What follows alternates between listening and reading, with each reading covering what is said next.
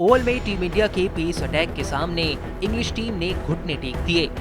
एक वक्त पर जो मुकाबला मेहमानों के लिए पूरी तरह से थाली में परोस दिया गया था, वो अंत में जाते जाते हाथ तो आया मगर मुंह न लगा। भारतीय टीम ने आखिरी दिन न सिर्फ 35 रन डिफेंड कर लिए, बल्कि इसके साथ ही इतिहास की पहली एंडरसन तेंदुलकर ट्रॉफी को भी इंग्लैंड के हाथ नहीं लगने दिया। भारतीय टीम ने इंग्लैंड को उसके घर में घुसकर जिस तरह से डोमिनेट किया, वो हर किसी के बस की बात नहीं। अब ये सब कुछ मुमकिन हुआ भारतीय स्क्वाड के कलेक्टिव एफर्ट से। लेकिन इस स्क्वाड में कुछ नाम ऐसे भी थे जिन्होंने अपना खून पसीना तक लगा दिया। इनमें ही एक नाम है मोहम्मद सिराज का। भारतीय पेस अटैक में अब सिराज एक सीनियर तेज गेंदबाज का रोल अदा कर रहे हैं। उनकी रफ्तार की धार इतनी असरदार हो गई है कि जसप्रीत बुमराह जैसे दिग्गज के नहीं होने पर भी भारतीय टीम को इसकी कमी महसूस नहीं हो रही। हम आंकड़ों के बारे में तो आपको बताएंगे ही, लेकिन उससे पहले आप खुद सिराज से जानिए कि वो सीरीज के लिए किस प्लान के साथ उतरे थे। जैसे जब जेसी भाई ने परफॉर्मेंस कर रहे थे तो मेरा एक ही काम था, जितना हो सके मैं पार्टनरशिप में बॉलिंग करूंगा, क्योंकि मैं नहीं चाहता था कि ज्यादा ट्राई करूं, क्योंकि जब मैं ट्राई करूंगा तो फिर रन्स लीक हो गए तो और फिर प्रेशर भी बिल्ड होगा। तो मेरा एक ही काम था कि जितना हो सके प्रेशर बिल्ड करूंगा। और रही बात इंप्रूवमेंट की, मैं हमेशा अपनी बॉलिंग पे बिलीव रखता हूँ कि मैं खुद पे बिलीव रखता हूँ कि कोई भी सिचुएशन से मैं विकेट निकाल सकता हूँ।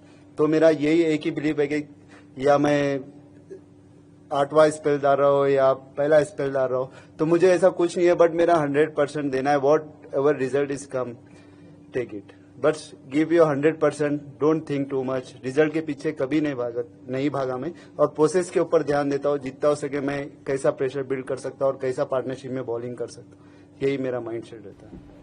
इंग्लैंड के खिलाफ ओवल टेस्ट में भी भारतीय टीम के लिए जीत के हीरो मोहम्मद सिराज ही रहे।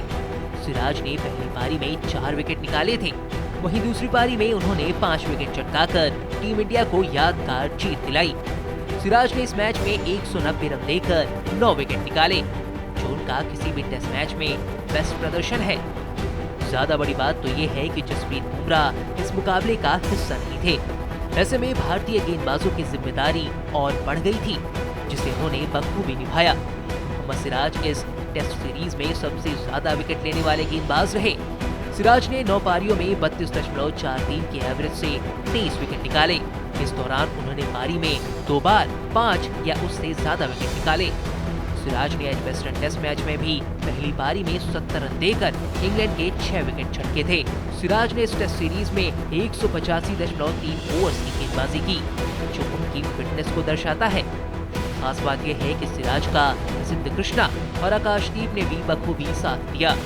प्रसिद्ध कृष्णा ने ओवल टेस्ट मैच में 8 और आकाशदीप ने 2 विकेट निकाले। यानी ओवल टेस्ट मैच में इंग्लैंड के जो 19 विकेट गिरे, वो भारतीय तेज गेंदबाजों ने झटके हैं। आंकड़े बताते हैं कि जब जसप्रीत बुमराह टीम इंडिया में नहीं होते हैं, तो सिराज और भी ज्यादा खतरनाक हो जाते हैं। मोहम्मद सिराज और जसप्रीत बुमराह एक साथ अब तक कुल 25 टेस्ट मैच खेल चुके हैं। इस दौरान सिराज का गेंदबाजी औसत 35 का रहा है और उन्होंने टोटल 74 विकेट निकाले हैं। बुमराह के बिना मोहम्मद सिराज ने अब तक 16 टेस्ट मैच खेले हैं, जिसमें उन्होंने 25.10 की औसत से 49 विकेट चटकाए हैं। सिराज ने टेस्ट क्रिकेट में 5 बार पारी में 5 या उससे ज्यादा विकेट निकाले हैं।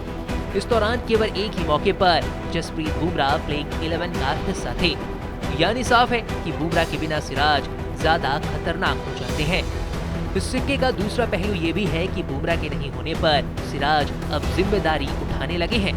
ऐसे में भारतीय टीम का पेस अटैक अब सिर्फ एक गेंदबाज के भरोसे नहीं रहेगा। मोहम्मद शामी एक वक्त पर बुमराह के साथ पेस अटैक को लीड कर रहे थे, मगर इंजरी के कारण वो भी फिलहाल टीम इंडिया से बाहर हैं।